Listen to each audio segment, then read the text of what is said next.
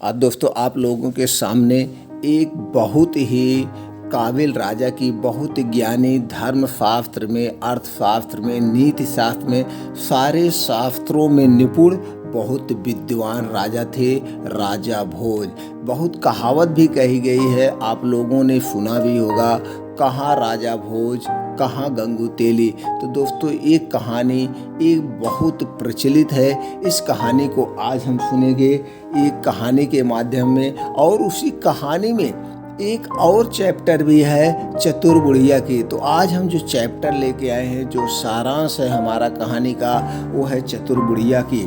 तो दोस्तों एक बार राजा अपने मंत्री के साथ, जो उनके विद्वान मंत्री थे, उनके साथ जंगल में निकल गए टहलने के लिए। ऐसे वो उनका काम ही था, कभी भेष बदल कर इधर, कभी भेष बदल कर उधर, अपनी प्रजा के सुख दुख की जानकारी लेते रहते थे।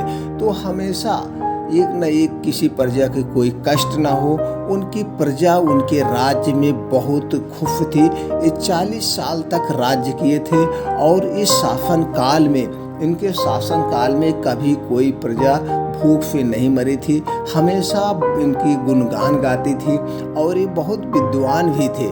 जब किसी प्रजा को कोई कष्ट होता था तो भेष धारण करके वहाँ जा कर के देख लेते थे किसको क्या परेशानी हुई। इसीलिए आज तक इनको कोई हरा नहीं पाया, क्योंकि पूरी जनता इनके साथ हमेशा रहती थी। तो दोस्तों आज हम यही कहानी सुनेंगे कि एक चतुर बुढ़िया की। तो राजा अपने माघ कवि के साथ एक बार निकले गए थे जंगल में। जंगल का भ्रमण करते करते वो चले गए बहुत दूर जंगल में। रात गहरा गई थी और राजा भोज तथा कवि माघ जंगल में भटक रहे थे। उन्हें जंगल से बाहर निकलने का मार्ग सूझ ही नहीं रहा था। काफ़ी यहाँ वहाँ भटकने के बाद उन्हें एक स्थान पर दीपक का प्रकाश दिखाई दिया। दोनों रोशनी को देखते हुए आगे बढ़े। पास पहुंचकर देखा कि वहाँ एक झोपड़ी है, उसमें एक बुढ़िया बैठी हुई है। बुढ़िया अकेली थी और कोई नहीं रहता था। बुढ़िया की झोपड़ी जो थी वो बहुत ही सुहानी थी। बुढ़िया जो है अपने झोपड़ी के चारों तरफ अच्छे अच्छे फूल लगाए थे, बाग बगीचे लगाए थे। वहाँ पे ऐसे लग रहा था कि जैसे बहुत ही आनंदित हवा चल रही है। उसमें एक बुढ़िया बैठी थी। राजा भोज और माघ कवि ने उसे प्रणाम किया और राजा ने पूछा कि यह रास्ता कहाँ जाता है। बुढ़िया ने कहा, यह रास्ता कहीं नहीं जाता है, मैं कई सालों से इसे यहीं देख रही हूँ। मैं बहुत दिनों से यहीं हूँ, बहुत बरसों से, मेरी पूरी उम्र बीत गई यहीं, लेकिन यह रास्ता कहीं नहीं जाता है।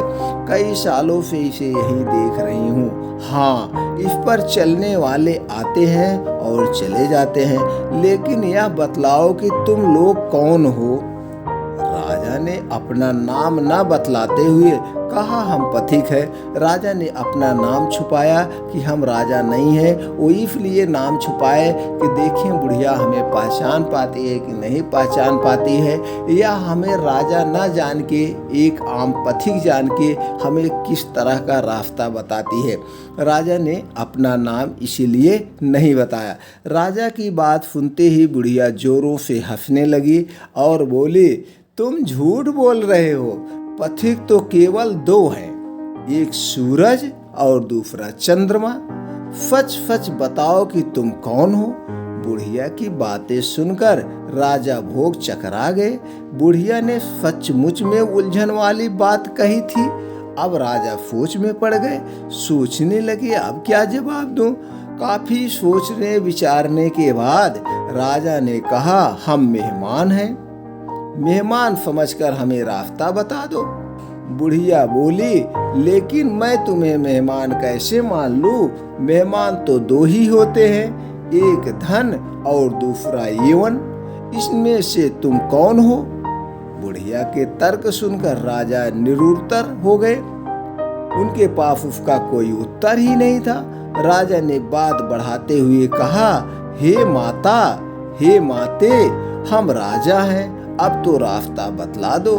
बुढ़िया फिर हंसी और बोली, राजा 2 ही है, एक इंद्र और दूसरा यमराज, तुम दोनों में वही हो। दोनों में क्या हो तुम, हमें बताओ। फिर बुढ़िया के क्वेश्चन पे राजा फिर चकरा गए। राजा ने कहा, हम वह राजा नहीं हैं, पर हाँ सामर्थ्यवान अवश्य हैं। बुढ़िया ने कहा, तुम वह भी नहीं हो, सामर्थ्यवान केवल दो ही हैं, एक तो पृथ्वी और दूसरा स्त्री। राजा ने कहा, देवी हम तो साधु हैं, अब तो रास्ता बता दो किधर से जाता है। फिर बुढ़िया सोची और राजा भौचक्के हो गए, अब हम क्या करें, साधु भी दो होते हैं, एक शनि और दूसरा संतोष, इनमें से तुम कौन हो, बुढ़िया ने पूछा। समस्या गंभीर होती जा रही थी। विद्वान कवि माघ और राजा के सामने इस तरह के तर्क करने वाला व्यक्ति इससे पहले कभी नहीं आया था। मजेदार बात तो यह थी कि बुढ़िया बहुत ही संक्षिप्त में तर्क संगत, अर्थपूर्ण और काफी गंभीर बात कर रही थी। राजा भोज बोले, माँ हम तो परदेसी हैं, अब पथ रास्ता आगे बता दो, किधर से जाता हम किधर से जाएं। बुढ़िया बोली, फिर वही बात, परदेसी भी दो ही होते हैं, एक जीव और दूसरा पेड़ का पत्ता, तुम तो इसमें से कोई भी नहीं हो। कवि माघ से रहा नहीं गया, वह विनम्रता पूर्वक हाथ जोड़कर बोले, माँ हम गरीब हैं, अब तो आगे का रास्ता बतला दो। बुढ़िया फिर सोचने लगी, गरीब भी दो होते हैं, एक बकरी का बच्चा, दूसरा लड़की, अब बोलो मैं तुम्हें गरीब कैसे मान लूं। अच्छा यह तो मानोगी कि हम मूर्ख नहीं हैं, अब तुम चतुर व्यक्ति हो। राजा भोज ने कहा, हम चतुर व्यक्ति हैं। राजा भोज ने फिर कहा, चतुर भी दो ही होते हैं, एक अन्न और दूसरा पानी, तुम कैसे चतुर हो गए। राजा भोज और माघ का बुढ़िया के तर्क करने की स्थिति में नहीं थे।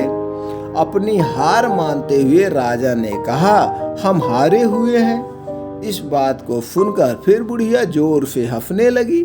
हारे हुए भी दो ही होते हैं, एक कर्जदार और दूसरा बेटी का बाप। बुढ़िया के तर्क के आगे अब दोनों में से किसी की भी हिम्मत नहीं पड़ रही थी। अचानक वह मौन हो गए और बुढ़िया की ओ कातर दृष्टि से देखने लगे। अब बुढ़िया फिर असमंजस, अब ये दोनों फिर असमंजस में पड़ गए, अब क्या करें। यह देखकर बुढ़िया ने कहा, आप दोनों को मैं देखते ही पहचान गई थी। फिर इशारा करते हुए कहा, आप राजा भोज और आप माघ पंडित हो, हम तो जानते ही थे। राजन इस रास्ते से सीधे चले जाओ, प्रातः काल आप दोनों अपनी नगरी में सुरक्षित पहुंच जाएंगे। राजा भोज और माघ पंडित ने बुढ़िया को प्रणाम किया और आगे बढ़ गए। अगले दिन सुबह वे अपनी धारा नगरी पहुंच गए। इस तरह से राजा ने बुढ़िया के प्रश्नों का जवाब दिया, लेकिन एक भी जवाब नहीं दे पाए। बुढ़िया राजा को पहचान गए थे, इसलिए राजा जो है पूरे सबके प्रेमी थे, सभी लोग उनको प्रेम करते थे। चूंकि इनके अंदर गुस्से नाम की कोई चीज ही नहीं थी, सबको अपना परिवार समझते थे, सबको प्रेम से बातें करते थे, किसी को कोई कष्ट ना हो ऐसी बाड़ी का प्रयोग करते थे, किसी को कभी कोई कष्ट ना हो खाने पीने की, ये देखभाल करते रहते थे। इसलिए हमेशा ये क्षेत्र में अपने भ्रमण करते रहते थे, इसलिए आज भी उनकी प्रसिद्धि है। वो इतने विद्वान थे कि क्या बताएं। तो दोस्तों ये कहानी आपको कैसी लगी, उम्मीद करते हैं कहानी आपको अच्छी लगी। ऐसी ही और अच्छी ज्ञानवर्धक जानकारी कहानी हम लेकर के अपने चैनल पर आते रहते हैं। चैनल को सब्सक्राइब करके बेल आइकॉन का बटन ऑन कर दीजिए, जैसे कोई भी कहानी अपलोड करें उसका नोटिफिकेशन आपके पास तुरंत पहुंच जाए। तब तक के लिए दोस्तों आप लोग खुश रहिए, फिर मिलते हैं अगली कहानी में कोई नई जानकारी के साथ। तब तक के लिए दोस्तों राधे राधे, जय श्री राम।